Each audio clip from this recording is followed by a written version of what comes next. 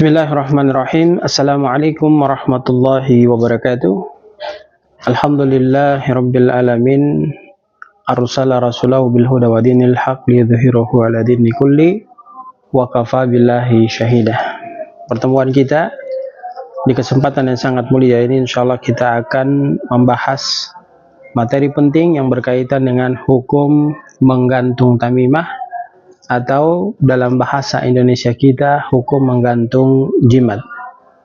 Hadirin kaum muslimin, ayah bunda, tuan puan, abang kakak yang sama dirahmati dan dimuliakan oleh Allah Subhanahu wa taala. Segala puji bagi Allah yang telah menyempurnakan agama ini, menurunkan Al-Qur'an hudan linnas sebagai petunjuk bagi manusia dan menjadikan tauhid sebagai pondasi utama dalam kehidupan seorang muslim.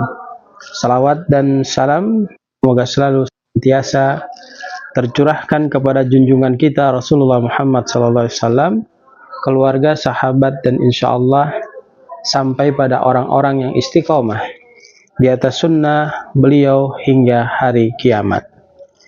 Hadirin rahimakumullah, salah satu perkara yang masih banyak terjadi di tengah masyarakat adalah menggantung tamimah atau membawa jimat kemana saja ia pergi.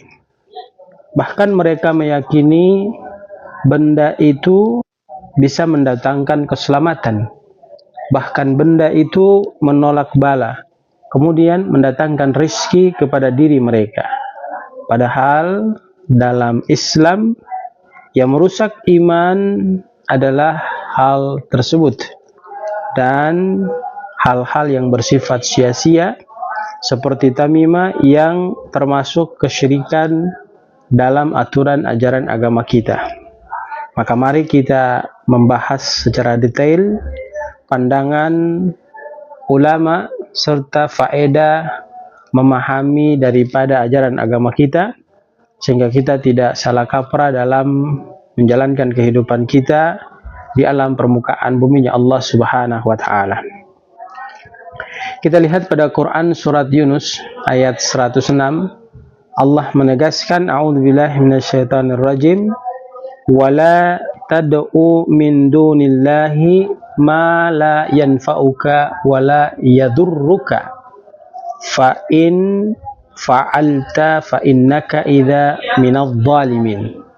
Allah tegaskan, dan janganlah kamu menyembah apa yang tidak memberikan manfaat dan tidak pula memberikan mudarat kepada dirimu selain Allah.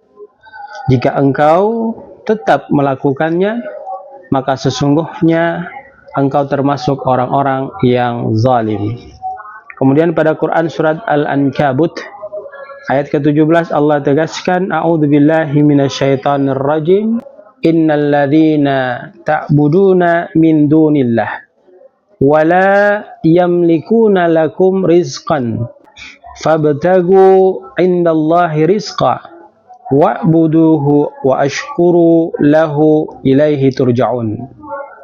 Sesungguhnya apa-apa saja yang kalian sembah selain Allah Subhanahu wa taala maka tidak akan memberikan rizki kepada kalian.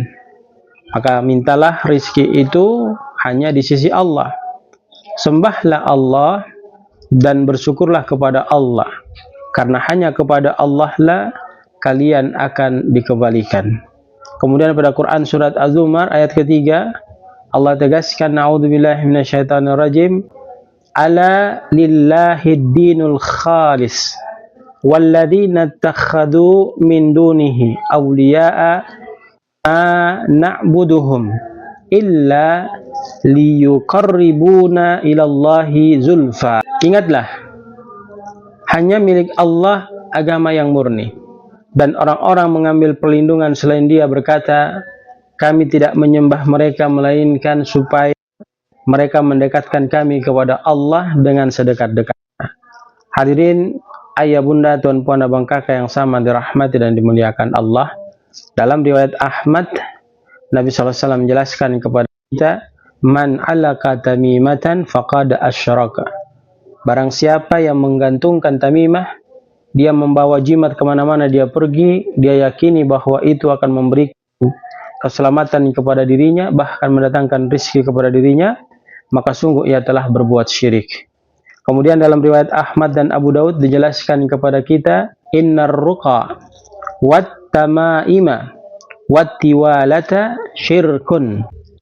Sesungguhnya mantra, jimat dan pelet itu adalah perbuatan syirik.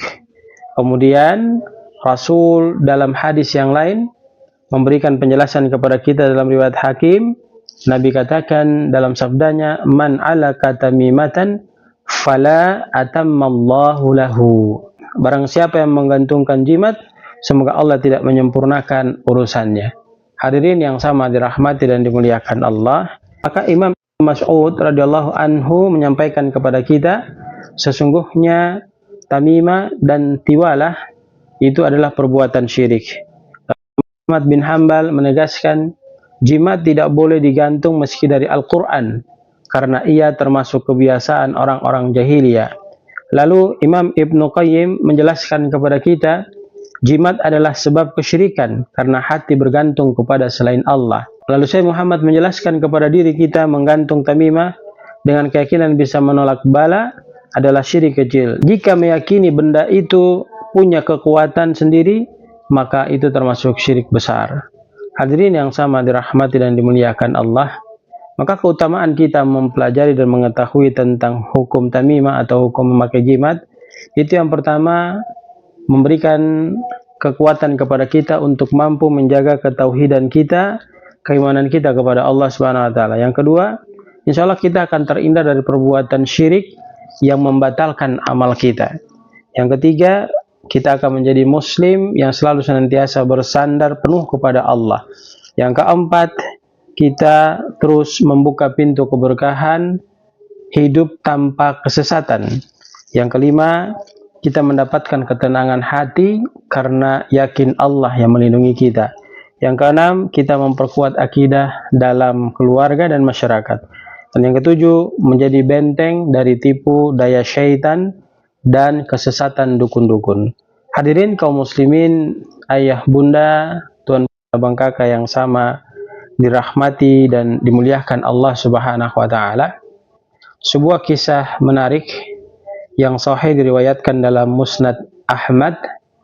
Ibnu Mas'ud radhiyallahu anhu masuk ke rumah seorang wanita yang beliau melihat tangan terikat dengan benang karena merasa sakit. Lalu beliau bertanya, apa ini? Wanita itu menjawab, ini adalah tamimah. Lalu kemudian Ibnu Mas'ud mengatakan, inna ala abdillah liganiyuna an syirki. Beliau menegaskan bahwa keluarga Abdullah Ibnu Mas'ud tidak membutuhkan kesyirikan. Sejak itu wanita tersebut sembuh dengan izin Allah, bukan karena jimat yang dia pakai. Kisah ini menunjukkan bahwa bergantung kepada Allah lebih menenangkan diri kita daripada bergantung kepada jimat.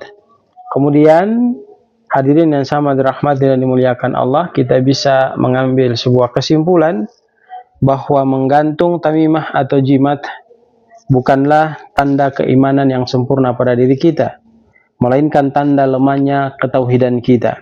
Jimat tidak bisa menolak bala, tidak bisa mendatangkan rizki, tidak bisa memberikan manfaat sedikit pun kepada diri kita. Hanya Allah lah yang mengatur hidup dan mati kita. Marilah kita buang jimat-jimat yang masih ada di rumah kita, gantikan keyakinan kita kepada benda-benda dengan doa dan tawakal kepada Allah.